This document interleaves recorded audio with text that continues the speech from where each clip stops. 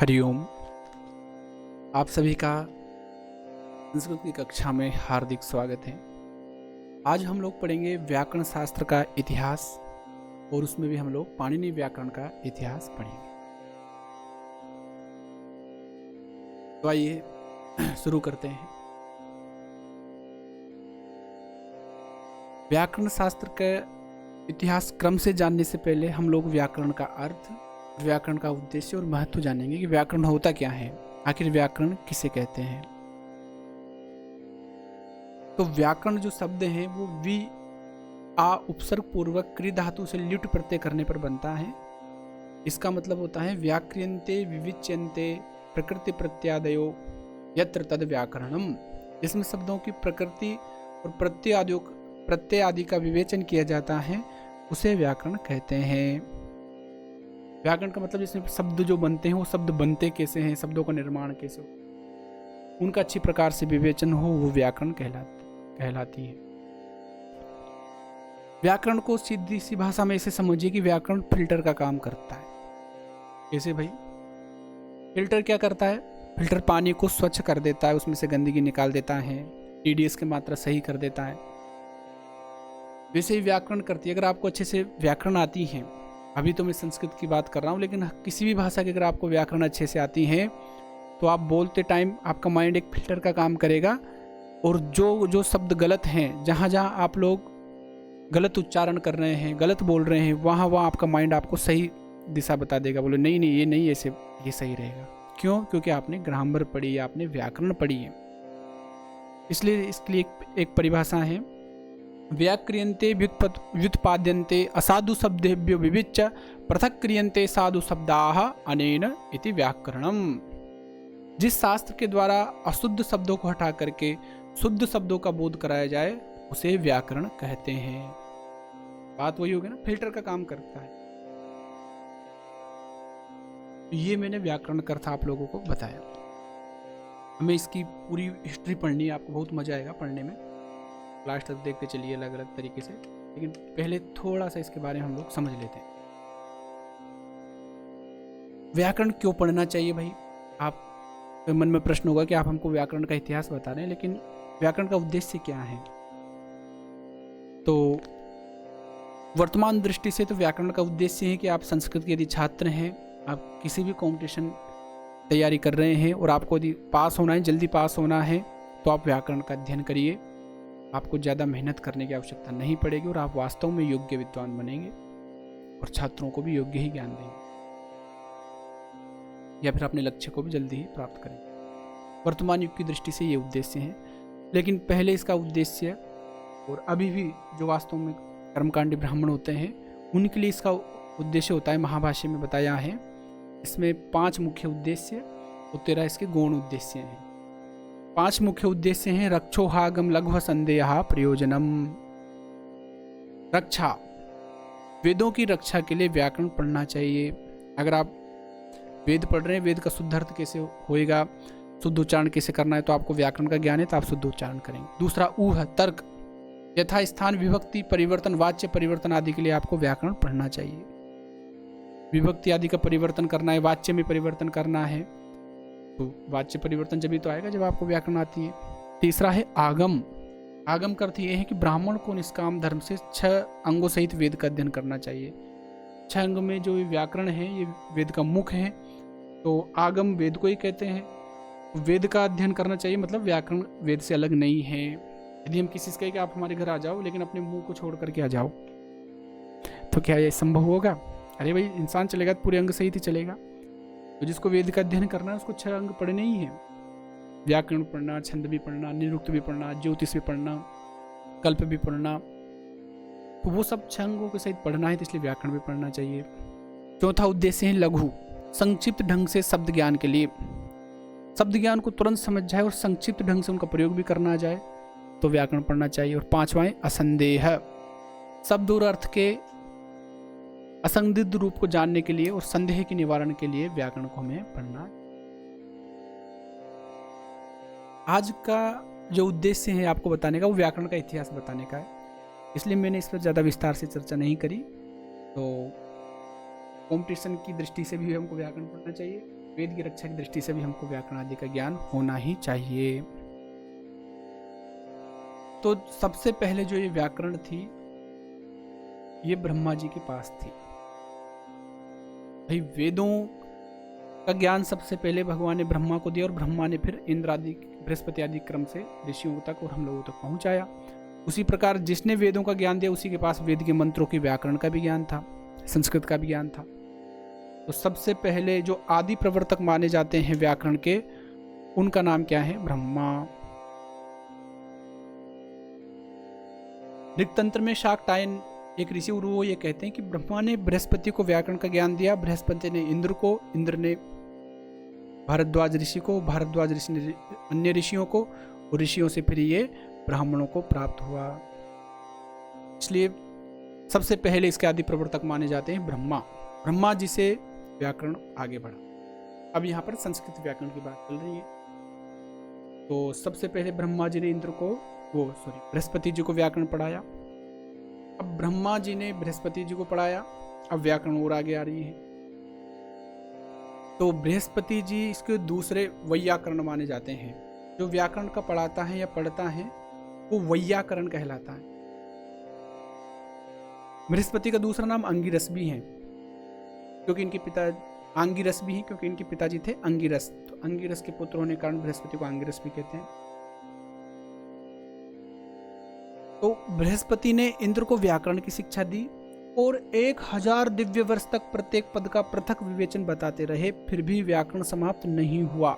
सबसे बड़ी बात तो ये है कि 1-2 दिन नहीं पढ़ाया, 1000 दिव्य वर्ष पढ़ाए। और सबसे विशेष बात है कि इन्होंने जो व्याकरण बनाया था उसका नाम शब्द पारायण था, अर्थात प्रत्येक शब्द की अलग अलग व्याख्या की जाती थी। तो व्याकरण में बहुत समय लगा। बृहस्पति ने हर शब्द के लिए अलग अलग नियम बताए। शब्द भंडार कितना है हम लोग जानते, करोड़ों शब्द होते हैं डिक्शनरी में। तो इसमें बहुत समय लगा और इंद्र को बृहस्पति ने पढ़ाया। तो दूसरा व्याकरण कौन सा व्याकरण माना जाता है? बृहस्पति द्वारा प्रदत्त। तीसरे जो व्याकरण पढ़ने और पढ़ाने वाले थे उनका नाम है इंद्र।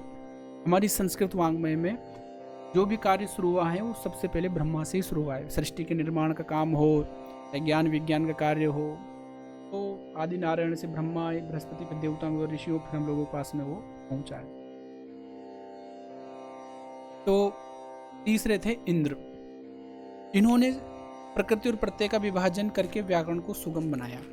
सबसे पहले सुगम व्याकरण को बनाने वाले इंद्र ही माने जाते हैं। इन्होंने प्रकृति और प्रत्यय का विभाजन किया, और उसके पहले तो हर एक शब्द के लिए अलग अलग पाठ करना पड़ता था, लेकिन इन्होंने उसको और भी संक्षिप्त कर दिया। इसलिए सबसे पहले व्याकरण को संक्षिप्त करने का जो श्रेय है वो इंद्र को ही जाता है।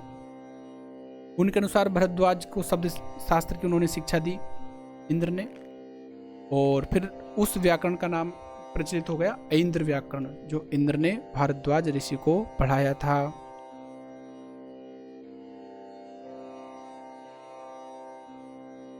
ऐन्द्र व्याकरण बहुत ही ज्यादा विस्तृत था। 25,000 इसमें श्लोक थे। अब सोचिए 25,000 श्लोक में कोई व्याकरण है तो कितना बड़ा होगा। पाणिनि व्याकरण में तो लगभग 4,000 सूत्र अर्थात 1,000 श्लोक का परिमाण है। पाणिनि व्याकरण इतना संक्षिप्त है, लेकिन ऐन्द्र व्याकरण जो था वो कितना था? 25,000 श्लोक वाला। क्योंकि इन्होंने भी क्या किया था? संक्षिप्त किया, लेकिन फिर भी प्रतिपद अलग अलग पाठ किया था, इसलिए ये थोड़ा बड़ा माना जाता है। तो ऐन्द्र व्याकरण भारद्वाज ऋषियों के पास आया, और भारद्वाज ऋषि ने फिर अन्य ऋषियों को पढ़ाया। उन्हीं में आ जाते हैं हमारे पाणिनि मुनि। पाणिनि व्याकरण तो हम पढ़ेंगे, पाणिनि की हम विस्तृत चर्चा करेंगे, लेकिन इसके पहले हम लोग अन्य व्याकरणों के बारे में जान लेते हैं। व्याकरण के पाणिनि से पहले भी 15 आचार्य हुए हैं। सबसे पहले थे भगवान शिव। महाभारत में भगवान शिव को वेदांगों का प्रवर्तक कहा गया है। शिव को सांख्य योग का प्रवर्तक कहा गया है। गीत संगीत की वाद्य मतलब जितने भी वाद्य यंत्र बजते हैं उनकी, शिल्प शास्त्र, इंजीनियर जो पहले बनते थे, भवन आदि का विज्ञान, ये सब भगवान शंकर के द्वारा ही लोगों को मिला था समय। और पाणिनि जी व्याकरण जो बना था, इसमें भगवान शिव ने 14 सूत्र पाणिनि जी को प्रदान किए। तो पाणिनि व्याकरण की हम छोटी सी कहानी सुनेंगे, लेकिन उसके पहले हम जो दूसरे आचार्य हैं उनके बारे में थोड़ा थोड़ा जान लेते हैं। तो शिव हो गए, बृहस्पति, इंद्र आप लोगों ने पढ़ी लिए। चौथे थे वायु। तैत्तिरीय संहिता में से कहते हैं कि इंद्र ने व्याकरण की रचना में वायु का सहयोग लिया था, ये भी एक व्याकरण के ऋषि माने जाते हैं। पांचवें भारद्वाज। भरद्वाज बृहस्पति के पुत्र हैं और ऋक तंत्र के अनुसार भरद्वाज ने इंद्र से व्याकरण की शिक्षा प्राप्त करी थी। ऋक तंत्र में ऐसा वर्णन है। छठवें हैं भागुरी। भागुरी गर्ग के शिष्य थे। सातवें पौष्करादि ऋषि, इनका वर्णन महाभाष्य में मिला है। आठवें काशकृष्ण और नौवें हैं रौढ़ी, इनका नाम काशिका में मिलता है। पाणिनीयः रौढ़ियः ऐसे करके। 10वें हैं चारायण, महाभाष्य में चारायण ऋषि का उल्लेख है। 11वें हैं माध्यन्दिनी, काशी की में एक कारिका में इनका उल्लेख मिलता है। इनके पिता मध्यन्दिन थे जिन्होंने शुक्ल यजुर्वेद का पदपाठ किया था, इसलिए शुक्ल यजुर्वेद को माध्यन्दिनी संहिता कहते हैं। 12वें थे वैयाघ्र पद्य। 13वें थे सौनकी। 14वें थे गौतम और 15वें थे व्याढ़ी। आचार्य व्याढ़ी प्राचीन महाव्याकरण थे और शौनक ने व्याढ़ी आदि के मतों का उल्लेख किया। पाणिनि व्याकरण में भी 10 ऋषियों का पाणिनि जी ने नाम लिया है। हम लोग पाणिनि व्याकरण के बारे में पढ़ेंगे आगे। तो इन्होंने 10 ऋषियों के बारे में बताया है। इसका मतलब पाणिनि जी ने भगवान शिव से सूत्र प्राप्त करने के पहले भी और सभी व्याकरणों का अध्ययन किया था और फिर सभी व्याकरणों को पढ़ करके इन्होंने इंद्र के 25,000 श्लोक वाले व्याकरण को सिर्फ 1,000 श्लोक में पिरो दिया। इतना अच्छा काम पाणिनि जी ने किया। तो पाणिनि जी ने 10 ऋषियों का नाम लिया। वो कौन कौन थे? आपिशल, काश्यप, गार्ग्य, गालव, चाक्रवर्मण, भारद्वाज, शाक्टायन, शाकल्य, सेनक और स्फोटायन, इन सभी का वर्णन पाणिनि जी ने अपने उसमें किया था। तो आइए अब हम लोग पाणिनि व्याकरण के बारे में अध्ययन करेंगे। तो सबसे पहले थे ब्रह्मा, फिर बृहस्पति, फिर इंद्र, फिर भारद्वाज, फिर अन्य ऋषियों को यह प्राप्त हुआ। अगर आप एक सामान्य श्रोता हैं और ज्ञान की दृष्टि से श्रवण कर रहे हैं तो आप सुनते चलिए, लेकिन अगर आप संस्कृत के छात्र हैं तो इनको क्रम से लिखते हुए भी चलिए, आपके बहुत काम में आने वाला। तो पाणिनि जी ने व्याकरण का ज्ञान कैसे प्राप्त किया?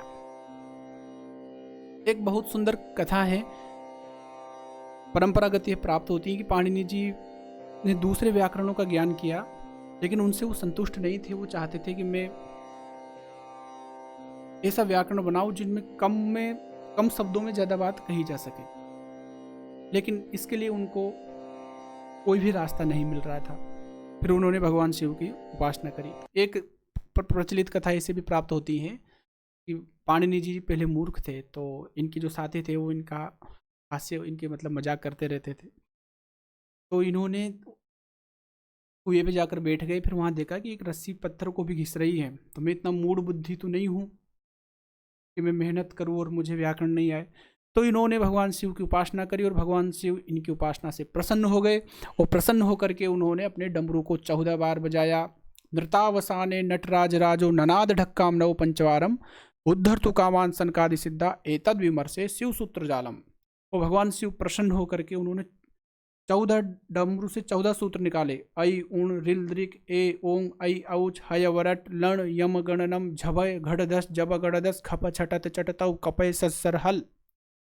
इसके आगे जो मैं संज्ञा प्रकरण की वीडियो बनाऊंगा उसमें आपको वो सब चीज़ें मिलेंगी। आज केवल हमारा उद्देश्य इतिहास का है, इसलिए आप समझ लीजिए कि 14 सूत्र बनाए। उन 14 सूत्रों को लेकर के पाणिनि जी ने 4000 सूत्रों की रचना कर दी। क्योंकि पाणिनि जी को पहले से ही सब ज्ञान था, उनको तो बस एक शॉर्ट विधि का पता चलाना था।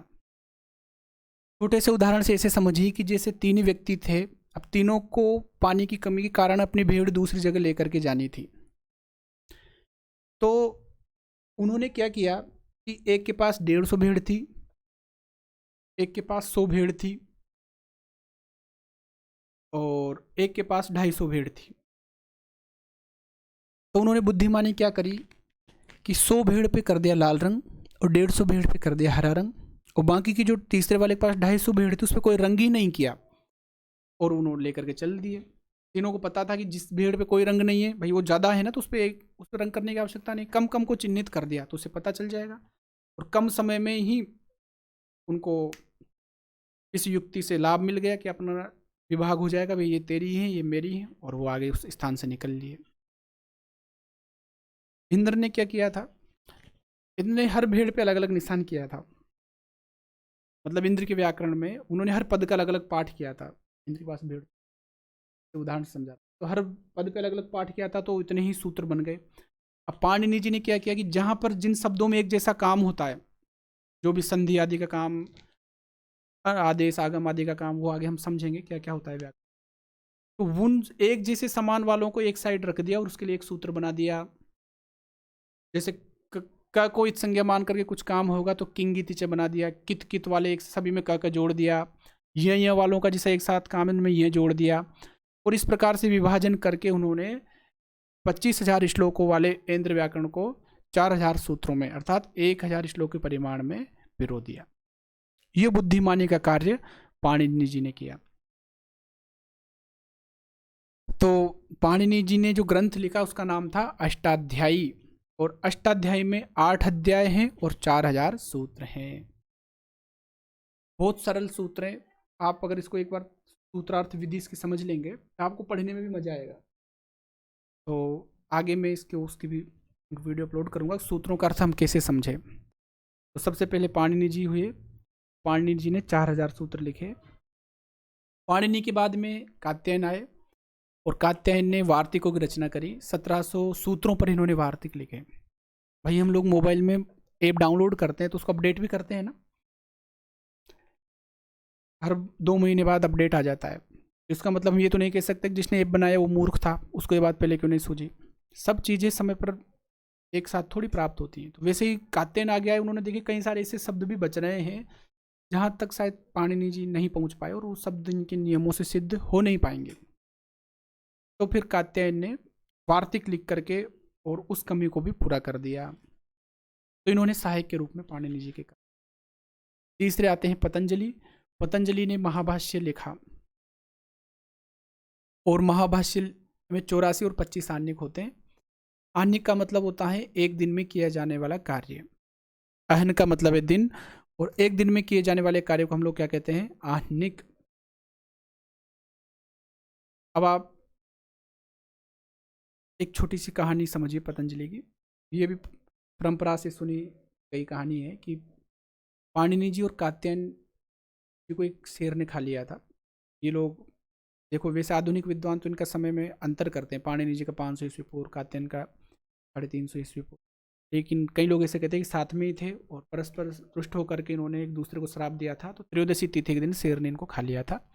इसलिए त्रयोदशी की तिथि को वैदिक गुरुकुलों में व्याकरण नहीं पढ़ाई जाती। तो पतंजलि जो थे वो भगवान शिव के जो गले में शेषनाग हैं उन्हीं के अवतार थे। भगवान शिव ने सोचा कि मेरी व्याकरण अब संसार में कैसे आगे बढ़ेगी, लोगों को वेदों का सही ज्ञान कैसे होगा, शब्दों का सही अर्थ कैसे निकालेंगे। तो शेषनाग ने उनकी आज्ञा से अवतार लिया, उनको हम बोलते हैं पतंजलि। और पतंजलि ने फिर व्याकरण पर महाभाष्य की रचना करी और हर सूत्रों पर भाष्य लिखा, सूत्र और वार्तिक दोनों पर, दोनों का आलोचनात्मक ग्रंथ लिखा। इसलिए इसको हम लोग क्या बोलते हैं, महाभाष्य। सबसे बड़ा भाष्य यही था। पूरे सूत्रों पर यह नहीं प्राप्त होता। इसके पीछे किंवदंती ऐसी है कि एक बार पतंजलि जी व्याकरण पढ़ा रहे थे। देखो आपको एक इसमें ना पतंजलि का एक फोटो बताता हूँ मैं। ये व्याकरण महाभाष्य का। तो जब ये पतंजलि जी पढ़ा रहे थे तो ये क्या करते थे, शेषनाग के अवतार में पढ़ाते थे। आपको दिख रहा होगा ना, शेषनाग बने हैं, 1000 मुख हैं इनके, और बीच में ना पर्दा लगा देते थे। तो विद्यार्थियों ने सोचा कि गुरुजी ना क्या करते हैं, पर्दा लगा के पढ़ाते हैं, ये तो अच्छी बात नहीं है। तो एक विद्यार्थी ने देख लिया, तो बिना इनकी आज्ञा के इस प्रकार की धृष्टता करने के कारण इनके क्रोध से सभी विद्यार्थी जल करके भस्म हो गए। लेकिन एक बीच में उठ करके कहीं चला गया था लघु शंका आदि करने, तो वो बच गया। तो उसने आकर के कहा कि गुरुजी ये सब कैसे। गुरुजी ने कहा कि तू कैसे बच गया ये बता। तो बोले मैं तो लघु शंका चला गया। मूर्ख, बिना पूछे चला गया तू, जा मैं तुझे श्राप देता हूँ, तू भी राक्षस हो जा। पहले श्राप तुरंत जाते थे, पहले के लोग सिद्ध भी हुआ करते थे। आजकल के लोग उपासना आदि करते, इंद्रियों को बस में रखते नहीं, इसलिए उनका श्राप और वरदान दोनों ही बराबर रहते।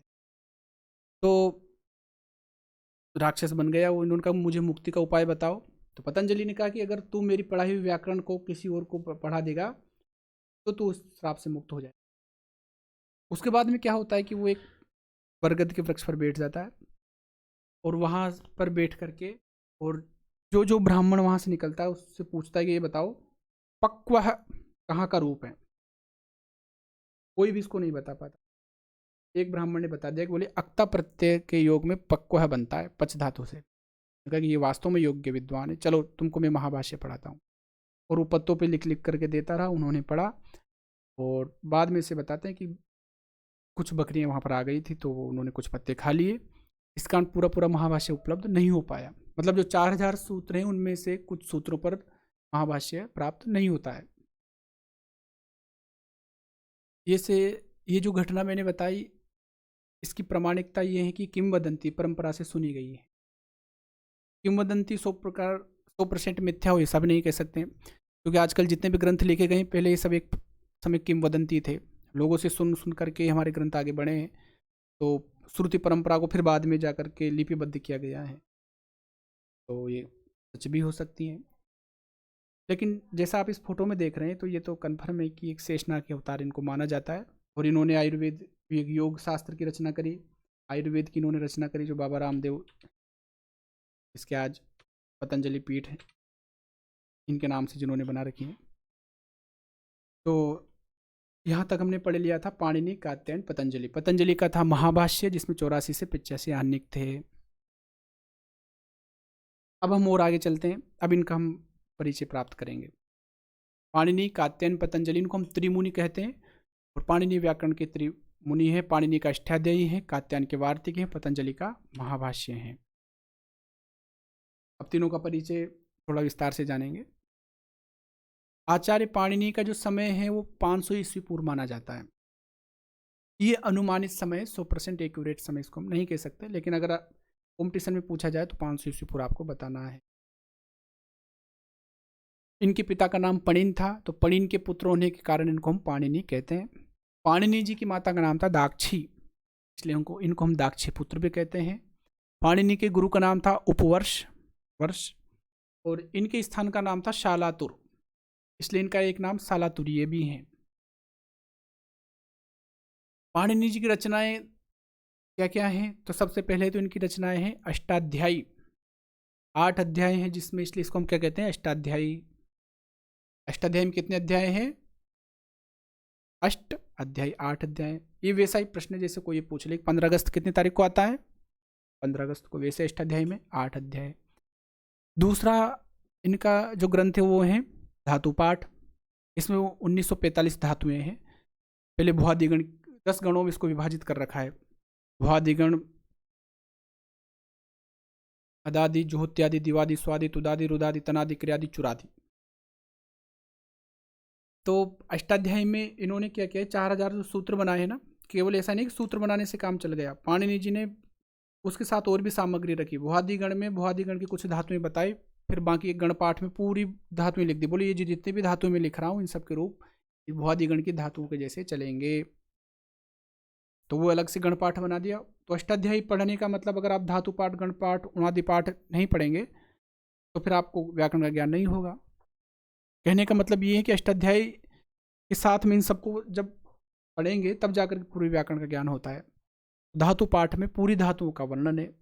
इंग्लिश में जिनको हम वर्ब बोलते हैं, हिंदी में क्रिया बोलते हैं, संस्कृत में उनको हम धातु बोलते हैं।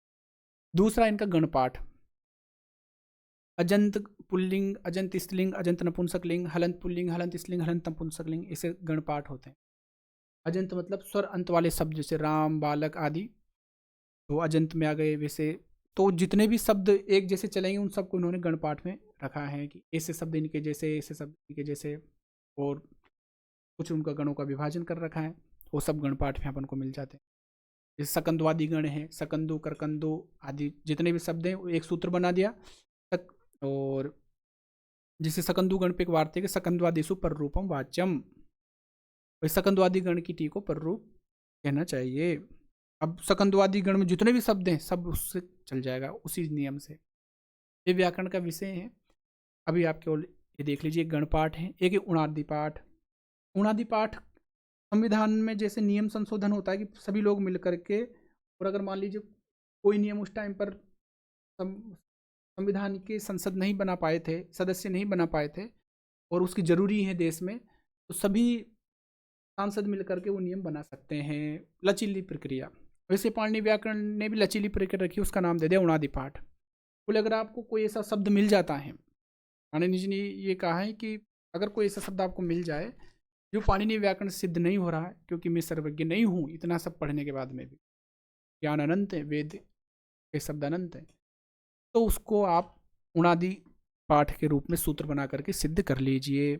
और जैसे आप पाणिनि व्याकरण में सूत्रार्थ विधि पढ़ोगे, इसके बाद में सूत्रार्थ विधि की वीडियो आएगी, तो आप खुद ये जान जाओगे सूत्र बनते कैसे, और आप लोग भी सूत्र बनाना सीख जाओ उस विधि से। लेकिन उसके लिए आपको शब्द रूपों का ज्ञान होना जरूरी है। इसके पहले जो मैं वीडियो बनाई थी शब्द रूप स्मरण कैसे करें, वो आप थोड़ा देख लेना, तो फिर आपको वो समझ में आ जाएगा कि पाणिनि सूत्र कैसे बनाएं, सूत्रों का अर्थ कैसे निकलता है, और आप खुद भी सूत्रों का निर्माण कैसे कर सकते हैं उस विधि से, तो वो हम उसमें सीखेंगे। तो उणादि पाठ में उन्होंने ये सुविधा दी है। फिर एक लिंगानुशासन, पुल्लिंग के शब्द कौन कौन से हैं, स्त्रीलिंग के कौन कौन से, नपुंसकलिंग के कौन कौन से हैं। कई ऐसे शब्द जो पुल्लिंग स्त्रीलिंग में भी हैं, कई पुल्लिंग नपुंसकलिंग में भी हैं। जैसे मैं कहूँ सह सह पुस्तक अस्ति, अब जो शुरू शुरू में संस्कृत के छात्र होंगे वो कहेंगे अशुद्ध बोल रहा है, पुस्तक तो नपुंसकलिंग है, तत्पुस्तकम अस्ति कहना चाहिए। लेकिन अगर उन्होंने लिंगानुशासन पढ़ा होगा तो उनको पता होगा कि पुस्तक पुल्लिंग में भी होती है और नपुंसकलिंग में भी होती है, इसलिए लिंगानुशासन पढ़ना भी जरूरी है। तो कई शब्द पुल्लिंग स्त्रीलिंग के भी होते हैं, कई पुल्लिंग नपुंसकलिंग के भी होते हैं, उन सब का वर्णन पाणिनि ने लिंगानुशासन में दिया। तो उणादि पाठ, वो अष्टाधातु पाठ, अष्टाध्यायी गण पाठ, उणादि पाठ, लिंगानुशासन, इन पांचों की रचना के कारण पाणिनि जी को पंचपाठी भी कहा गया है। और व्याकरण का मतलब है कि अष्टाध्यायी का मतलब इन सभी के साथ में व्याकरण पढ़ना। वेदों के सही उच्चारण के लिए पाणिनि ने पाणिनि शिक्षा बनाई, बहुत अच्छा ग्रंथ है ये, इसमें उच्चारण की विधियों का वर्णन है। एक द्विरूप कोश इन्होंने लिखा है, एक शब्द के दो दो रूप जैसे बनते हैं। जाम्बवती विजय एक इन्होंने रचना भी करी है, एक पाताल विजय इनकी रचना है। तो ये पाणिनि जी की रचनाएं हैं। यहाँ तक आप पाणिनि जी को समझ गए। आप लोग यहाँ तक देख रहे हैं तो वास्तव में बहुत ही धैर्यशाली हैं, क्योंकि मुझे ऐसा लग रहा है वीडियो थोड़ा लंबा होता जा रहा है, लेकिन धैर्य से देखते रहिए, थोड़ा और बचा। इसके बाद में आते हैं कात्यायन। अभी त्रिमुनि की बात चल रही, पाणिनि का पूरा परिचय हो गया। दूसरे थे कात्यायन, इनका समय है 300 ईस्वी पूर्व, 350 ईस्वी पूर्व। इनके पितामह थे याज्ञवल्क्य, इनके माता पिता पता नहीं चलते, बस पितामह का नाम पता चलता है कि याज्ञवल्क्य के पौत्र थे ये। और इनका दूसरा नाम है वररुचि। इनकी रचनाएं अष्टाध्यायी पर इन्होंने वार्तिक लिखे, एक स्वर्गारोहण काव्य लिखा, राज श्लोक लिखे, कात्यायनी स्मृति लिखी, उभयसारी का नाटक भाण। वार्तिक का मतलब होता है उक्तानुक्त दुरुक्ता नाम चिंता यंत्र प्रवर्तते तम ग्रंथम वार्तिकम प्राहु, वार्तिक या विचक्षणा। जहाँ पर कोई चीज़ पाणिनि से छूट गई या नहीं कही गई, उसका सभी प्रकार से उस संदेह का निवारण करके जो सही लक्षण बताता है वो वार्तिक है। अब आगे आ गए महर्षि पतंजलि, सबसे बड़ी योगी, योग सूत्रों के निर्माण। इनका समय 150 ईस्वी पूर्व माना जाता है। इनका नाम था, इस स्थान का नाम था गोनर्द देश, इसलिए उसको गोंडा भी कहते हैं। इनकी माँ का नाम गोणी का था, इसलिए इनको गोणी पुत्र भी कहते हैं। गोनर्दी भी इनका नाम है। अहिपति, शेषनाग मैंने बताई थी ना घटना, इसलिए इनका नाम एक अहिपति भी है, एक फणिभृत भी है, शेषाई भी है। इसका मतलब ये शेषनाग का ही अवतार थे। चूर्णिकार भी इनका नाम है और पदशेषकार भी इनका नाम है। तो इनकी रचनाएं हैं महाभाष्य। महाभाष्य में कितने आने गए? 84 या 85 आने। पातंजलि योग सूत्र, इसमें 195 सूत्र, बहुत अच्छे सूत्र, हर किसी विद्यार्थी को वो एक बार जरूर पढ़ना चाहिए। सामवेदीय निदान सूत्र, महानंद काव्य और तर्क संहिता का इन्होंने परिष्कार किया था। ये हो गए महर्षि पतंजलि, पाणिनि, कात्यायन, पतंजलि। यहां तक आप लोग समझ गए। अब पाणिनि जी ने जो अष्टाध्यायी लिखी,